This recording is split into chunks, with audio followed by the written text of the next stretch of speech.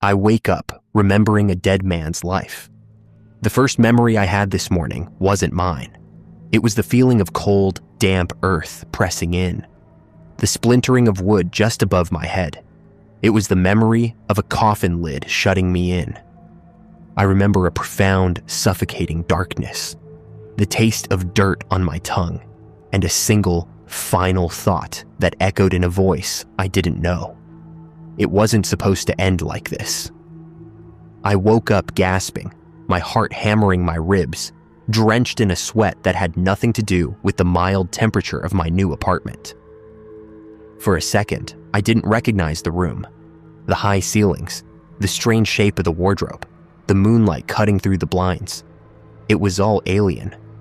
Then my own life rushed back in. Right. My name is Leo. I'm 28. I moved here 3 days ago. This is my apartment, my life. It was just a nightmare, I told myself. It had to be. Stress from the move, new job, new city, knowing absolutely no one. The mind does weird things under pressure. But as I lay there in the dark, that one thought, it wasn't supposed to end like this, kept bouncing around the quiet room. It felt less like a line from a dream and more like something I actually remembered. Section 1. The centerpiece of my new life, my one real indulgence, was the bed. I'd found it in the dusty back corner of a secondhand furniture store. This monstrous, beautiful thing carved from a dark, almost black wood. It had a towering headboard, etched with these intricate, swirling patterns that seemed to move when you weren't looking right at them.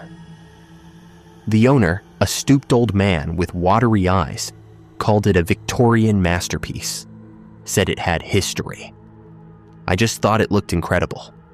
The first few days were a normal chaos of unpacking boxes, but every single morning started with a jolt. After the coffin memory, the fragments started. I'd wake up smelling phantom cherry pipe tobacco, a scent that made my stomach churn but felt deeply, strangely familiar. One afternoon, I was making coffee, and my hands moved on their own, adding a splash of whiskey right into the mug. I hate whiskey. I've never done that in my life. But when the aroma hit me, this wave of profound, melancholic comfort washed over me. It felt like an old habit, someone else's habit. I tried to find a logical reason. I was exhausted. My brain was misfiring, creating false memories.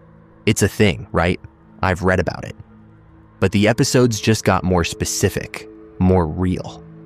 I was walking to the grocery store when the smell of rain on hot asphalt hit me. And suddenly, I wasn't on a busy city street anymore. For one heart-stopping second, I was on a quiet, cobbled lane. The air was thick with the smell of coal smoke and river water. I saw a gas lamp flicker to life, and I felt this sharp pang of longing for a woman's hand in mine, a hand I'd never held. The breaking point was last Tuesday. I'm a graphic designer, but I sketch for fun. I sat down with my pad, planning to draw the view from my window, but my hand had other plans. The pencil just started moving, with a smooth, practiced confidence that wasn't mine. It sketched the face of a woman. Her hair was piled high, and her eyes were wide with this deep, inconsolable sadness. I have never seen this face before in my life, but every line and shadow felt intimate, like I was drawing from a memory. My memory. When the portrait was done, my hand drifted to the bottom corner and signed a name. Not Leo. Elias. Staring at that signature, a cold dread, far more real than any nightmare, settled deep in my bones. I knew that name. I knew it like I knew my own. And looking at the woman's face, I felt a surge of desperate love and a crushing guilt so powerful it brought tears to my eyes. They weren't my tears. Section 2. That was it. The moment all my attempts at rationalizing everything just shattered. This wasn't stress. This wasn't some artistic breakthrough. Something was happening to me, and it all started with the bed. I didn't sleep in it that night. I just sat on the floor, staring at the headboard's dark, imposing shape. the swirling carvings looking less like patterns and more like writhing figures in the shadows. Grabbing a flashlight, I started to investigate. I ran my hands over every single inch of that ancient wood. And there, on the back of the headboard, so small I almost missed it, I found it. A single, elegantly carved initial. E. Elias. My blood ran cold. This was his bed. I was sleeping in a dead man's bed. And somehow, he was still in it. The investigation became an obsession. The memories weren't just for mornings anymore. They started bleeding into my days, seamless and dizzying. The hint of a perfume in the air would remind me of a ballroom with crystal chandeliers and a waltz I somehow knew by heart. I'd be at my desk at work, trying to design a clean, modern logo, but my mind would be full of the feeling of oil paints, the rough texture of canvas. I started losing time. My boss asked about a project, and for a terrifying second, I had no idea what he was talking about. I couldn't remember my own work, but I could remember with perfect clarity the exact shade of blue needed to capture the sky over a foggy harbor at dusk. My own life was becoming a ghost. I'd look in the mirror and half expect to see someone else staring back. A man with tired eyes, a sharp jaw, a faint white scar over his left eyebrow. Sometimes, for a split second, I did. My reflection would flicker, the face shifting, and I'd stumble back, heart pounding with a primal fear. The fear of being erased. I had to know who Elias Thorne was. I went back to the antique shop. The old man was cagey, his eyes darting away from mine. He mumbled something about client privacy. I didn't yell. I just stood there, planted my hands on his dusty counter, and told him everything. The memories, the woman, the guilt, the name. I think he saw a desperation in my eyes that genuinely scared him. He finally gave in, shuffling through a grimy ledger. Thorne, he whispered. Elias Thorne, bought the contents of his estate, died about 6 months back. He scribbled an address on a scrap of paper and pushed it across the counter. Don't say you got this from me. Section 3.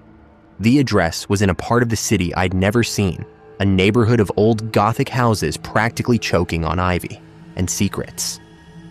The Thorne house was at the end of a cul-de-sac, a grim 2-story manor with boarded-up windows and a porch that was visibly sagging. It looked exactly like it did in my flashes of memory. The wrought iron gate groaned as I pushed it open. I walked up the cracked stone path, each step feeling both totally alien and strangely familiar. By the front door, I knew to check under a loose flagstone. There was a key. My hand closed around the cold, rusted metal. It felt like coming home. The air inside was thick, stale, a coffin of dust and decay. But underneath it all, I could smell it. The faint, lingering scent of cherry tobacco and old books. I didn't need to search. I felt pulled, like a marionette on a string, through the ghost-shrouded furniture and down a dark hall. I was going to his study. The room was just as I'd pictured it. A massive desk faced a tall window overlooking a dead, overgrown garden. Canvases were stacked against the walls, most covered in white sheets. But one stood on an easel, uncovered. It was her. The woman from my drawing, Lenore. But here, in this painting, she was lying down with her eyes closed, a spray of pale lilies on her chest. It wasn't a portrait. It was a memorial. On the desk, next to a pile of strange, esoteric books about consciousness and memory, was a leather-bound diary, Elias's diary. My hands trembled as I opened it. The handwriting was the same as my sketch. I flipped to the final entries. He wrote about his grief after Lenore's sudden death, how it was eating him alive. He wrote about refusing to accept a world without her. Then the writing turned manic. He'd found a way, an ancient theory. He believed he could impress his consciousness, his soul, into an object he was deeply connected to, a vessel.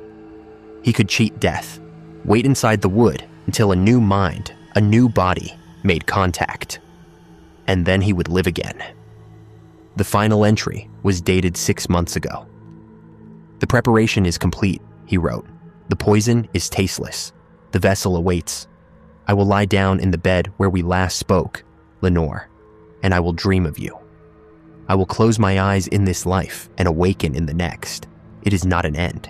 It is a transformation." A wave of nausea hit me. This wasn't a haunting. It was an invasion. He was overriding me. I was the new body. Then I saw it. A frantic, final note scrawled at the bottom of the page, the ink bleeding from the sheer pressure of the pen. A miscalculation. The texts. I misread them. It is not a transfer. It is a convergence, a parasitic overlay. It does not replace the host. It consumes them. It melds, and then it breaks them. The new mind cannot sustain the merge. It will fracture. There will be nothing left of me, and nothing left of him. Oh God, it wasn't supposed to end like this. The same words, the very first words. I dropped the diary. The room started to swim. I looked down at my hands, turning them over and over. Were they my hands? I tried to picture my own life, my childhood home, my parents' faces. But all I could see was a sad smile and the scent of lilies. I tried to say my name, Leo. The name felt thin, like paper, like a word someone else had said. The other name, Elias, felt solid, like stone. I am. The dust motes dancing in the single beam of light from the window seemed to be slowing down. A strange sense of peace is settling over me. Resignation. The guilt is fading. The love is fading. Everything is just fading into a quiet, gray stillness. The puzzle is solved. His fate is my fate. I am being erased, and the worst part, I'm starting to forget I ever existed in the first place. Conclusion. I turn away from the desk and walk out of the study. My footsteps echo in the silent house. I know where I'm going. Upstairs. There's a bed up there. My bed. It's been a long time. It's time to rest.